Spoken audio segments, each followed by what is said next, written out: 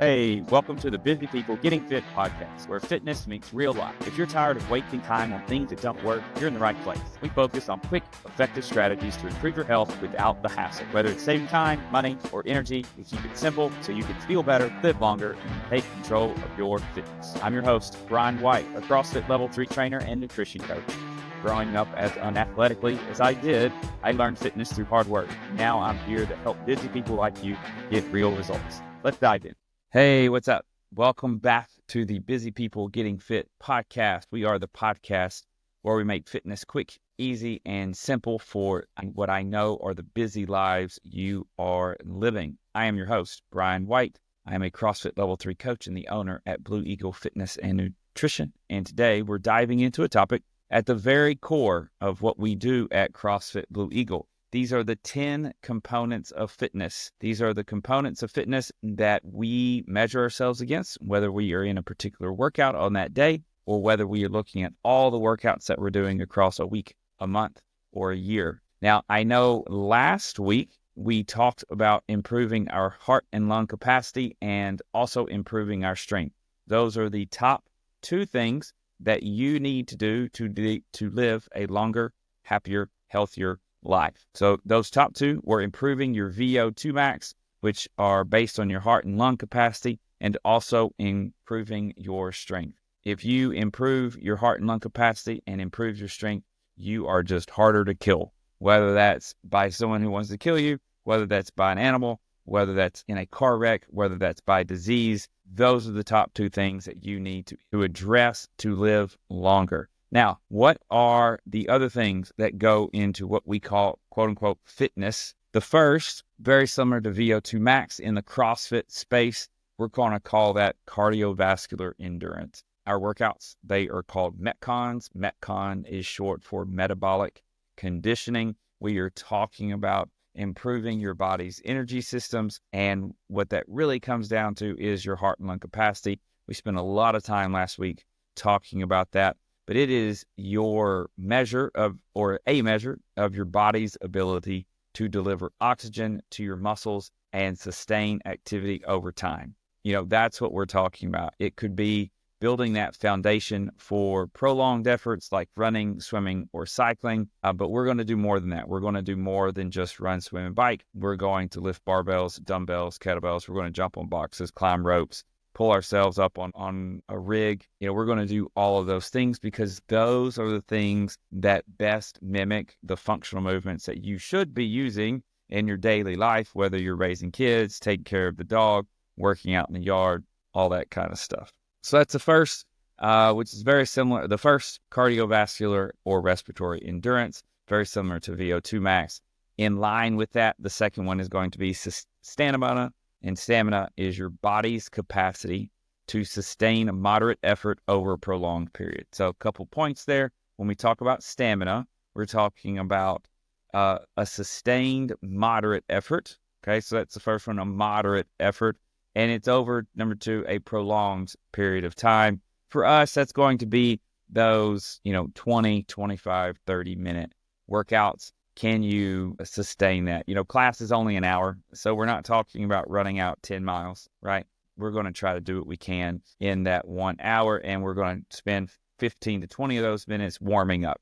So that's going to leave no more, for the most part, 40 minutes to improve our stamina, but that's going to be also improving our heart and lung capacity and improving our VO2 max, right? So those top two, cardiovascular endurance and stamina, kind of go together. And we covered that a lot last week. Number three, was strength, right? And we spoke specifically about this last week.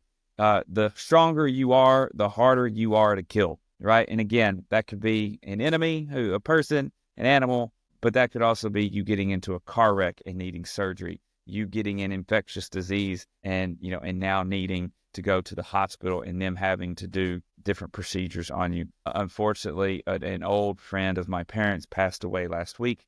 He was older, in his mid-80s, and they had a surgery that they knew they could do. He was having a heart issue. There was a surgery that they knew they could do that would significantly help him, but he was already weak. And they felt the chances of him having the strength to make it through that surgery were pretty low. So unfortunately, they were not able to do that surgery, and he passed away last week. So, those are the things we're talking about: improving our cardiovascular endurance, improving our stamina, and third, improving our strength. I know we talked a lot about that last time. So what are the other 7? What are the other 7 components of fitness that we care about, especially in the CrossFit space, especially at CrossFit Blue Eagle? So when I'm thinking about programming a workout for you, or again, programming a series of workouts over weeks, months, and years, what am I looking at? So number four is flexibility. We need to improve our range of motion, our overall extended range of motion in a static position. So normally, I want you to move well, right? We talk about the 3 aspects of movement. The first is movement. Second is consistency, so moving well all the time. And then the third is intensity. And I don't exactly know what happened. My computer loves it. I put up 2 fingers and some balloons went across the screen. Wonder if you saw that. We'll see. You get bonus points if you saw the balloons and email me about it. So flexibility, back to flexibility. That is the range of motion around a joint within a muscle. And that's what we're going to move. We want you to move as freely as possible through as full of a range as possible. And the number one reason why is the more you are flexible, the more you can move. Like keep my arms, like if I'm trying to keep my hands up and back, if I can only keep them up and forward, that's bad. Get them, even to my ears or even back further, right? Until I feel that tightness in my shoulders and I can't go back any farther. But the more flexibility I have, the less likely I am to get injured. And in fact, one of the things that we see is that someone new joins the gym. We start doing some workouts that they haven't done before, and then they quote unquote get hurt, the difficult part is that almost always that injury is due to moving outside of their range of motion. They tried to go too hard, too soon, move too quickly, and at a weight that was too heavy. And so as coaches, especially with our newer athletes, like we want to just move through a full range of motion, even at a light weight. Don't push it too hard, especially in your first few weeks. Don't push it too hard. We got plenty of time. We got plenty of time to get better, improve our flexibility. Number 5 is power. It is power. Now, power is when we combine strength and speed. It is how quickly can we move? How quickly can we exert a certain force? And you're like, what do I care about power? People who already have the ability to stand up out of a chair, right? My hands are up and I can just stand up out of this chair right now. I don't need my hands to push off. That is already me generating power through my hips. Well, if I can move 200 pounds in a power clean, lifting a weight from the ground to my shoulders in one movement just by using my hips, then I'm further away from not being able to stand up on my own from a seated position. Right? So that's why we want to develop power. That is why we want to develop that explosive movement. This is why you will see things in our program, in our workouts, that include lots of jumping, sprinting, the Olympic lifts like the cleans, and maybe even a snatch or a jerk where we're trying to 3, 2, 1, go boom. We want that in that instantaneous speed change, that explosiveness that takes us from direction A, and then we switch it into direction B. So that next one is power. After that, we have speed, right? We combine speed with strength. We get power. Speed is our ability to move quickly over a specific distance, right? And that distance could be short. It could be longer. We usually talk about it in shorter distances, really, let's say 100 meters, or speed that, could be just how fast can we jump on top of that box, or how fast can we jump that jump rope? How fast can we run or ride the bike? Those are all ways that we want to measure speed. Again, what's the point of speed and why might you not care? You won't care because, hey, I don't care about being fast. But if we extend it all the way in the other direction, that's with no speed, right? 0 speed, we're not able to move at all, right? And that's the opposite of what we want. And then after that, you just have moving slowly. And then we kind of speed up, and then we move into moving quickly. We are fast. We are speedy. Why do we want to be speedy? It is because we want to get as far away from possible. We want our health to get as far away as possible from having 0 speed, from not being able to move at all. How do we do that? we get to a point where we can move as quickly and as speedily as possible. Next, we have coordination. I know lots of people who are a lot less coordinated than others.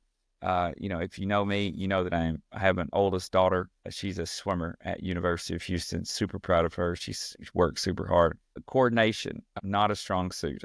Her ability to throw a ball. If she throws the ball at you and hits you, totally on accident, right? She did not mean to. I swear it.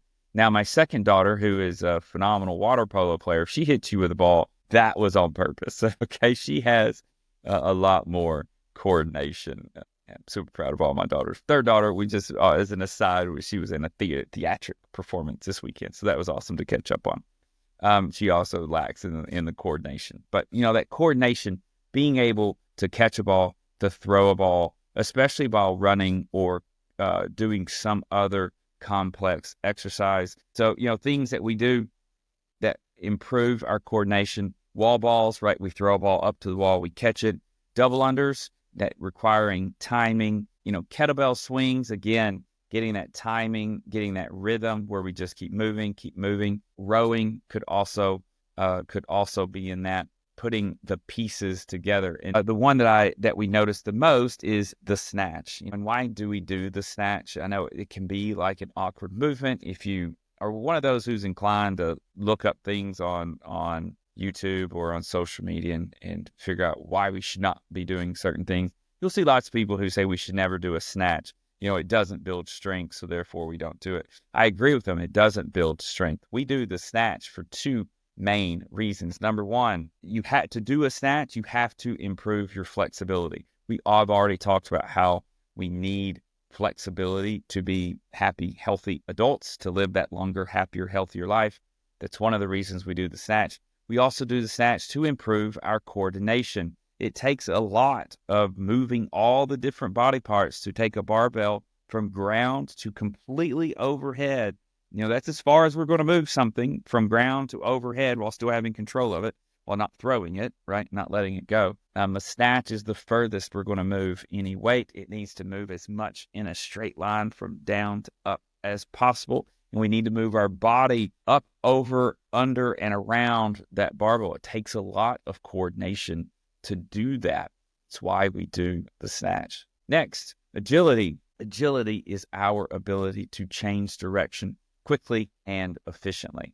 Why do you need agility in real life? Because you may be walking down the street minding your own business, and then something comes straight at you, maybe like a car or a bike or someone running, and we need to get out of the way, right? And if you're a parent, we need to be doubly agile, because we don't just need to move ourselves out of the way. We probably need to move a child or a pet out of the way as possible.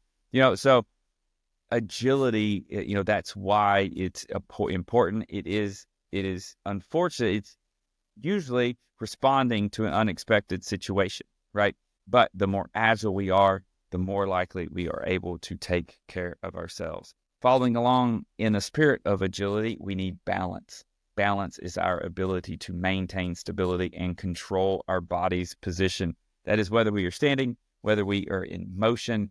Why do we need balance and agility? They kind of go together. Well, imagine hiking, going on a hike on uneven surfaces, just stepping on rocks, without falling, right? Things like that. That's why balance is important. We also it improves our coordination. It prevents us from falling. Those are the benefits to balance. Then we have accuracy. Accuracy is our ability to control movement and execute it with precision. This applies to everything, throwing a ball or placing that barbell overhead, whether we're talking about a jerk or a snatch, right? So improving accuracy sharpens our focus, our control, mentally and physically. I think, some of us know this, but not everyone. Just the absolute mental benefits we get from working out that you should be seeing in the gym. Those benefits, for most of us actually, are actually going to be more mental and emotional than they are physical. The physical benefits are nice aside as we get stronger, as we get fitter, as we get more powerful, more explosive, as we improve our heart and lung capacity, as we gain more balance, more agility. And in all of that, we gain more confidence. We gain more confidence in ourselves, and we gain more confidence in what we are able to accomplish. So that's it for today's episode of Busy People Getting Fit. Remember, fitness isn't about being the best at one thing. It's about being capable and confident in all the things we do. When we work on all 10 aspects of fitness, you are not just improving your body, you're improving your life, you're improving your mental health, your emotional health, and I hope it's working for you. It's working for me. I hope it's working for you. If you found today's episode helpful, share it with a friend who might need a little fitness inspiration, and don't forget to subscribe so you never miss an episode. Thanks for tuning in, and as always, stay fit, stay healthy, and keep moving forward. Have a great day. Bye.